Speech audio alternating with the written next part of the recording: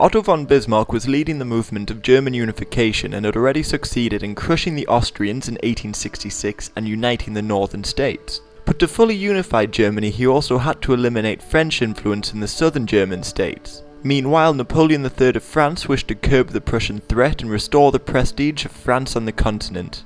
Relations between the two nations had therefore been sour for a long time, but it quickly escalated when the German Prince Leopold Hohenzollern-Sigmaringen was offered the vacant throne of Spain. Bismarck persuaded him to accept the position, but France feared a Prussian-Spanish alliance. They sent an ambassador to Ems in Germany to demand that the Prussian king force Prince Leopold to refuse the Spanish throne. King William of Prussia accepted, but the French went further and demanded that he send a letter of apology to Napoleon III. William refused, and the demands of the French, or the Ems Dispatch, were published in Germany, albeit after a little calculated editing by Bismarck, and the Prussian public were furious. Bismarck knew that war would be inevitable, but waited for France to declare war.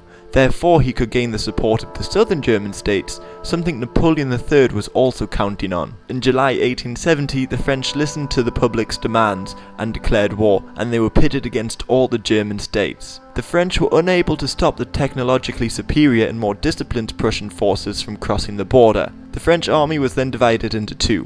One half retreated to Chalon, while the other was forced to hold their position in Metz. By August, the Prussians had made their way to Metz and lay siege to the city. The French did try to relieve the city, but the relieving army was quickly defeated, and they retreated to the town of Sedan. On the 1st of September, the two forces met in the decisive battle of the war in Sedan. Napoleon III and Bismarck were both watching on as the Prussians destroyed the French again in battle. Napoleon and over 80,000 French troops surrendered to the Prussians.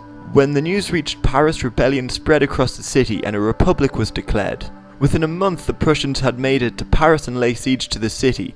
The new government minister managed to escape Paris by balloon and put together a new army from their provisional capital in Tours. However, this army failed to break the siege. The siege went on until January. The people of Paris grew desperate and were reduced to eating cats and dogs. Meanwhile, the German princes on January 18th met in the Hall of Mirrors in the Palace of Versailles and crowned William of Prussia Emperor of Germany. Paris fell a few days later and the two sides met to negotiate peace. Many in Paris were unhappy with the armistice and the new government, so rebellion spread across the city once again.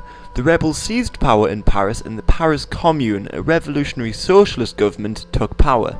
The war was prolonged as the Germans waited for the old French government to defeat the Paris Commune, which they did in May 1871. The Germans demanded that the French pay war reparations and, more importantly, cede parts of Alsace-Lorraine to the new German Empire.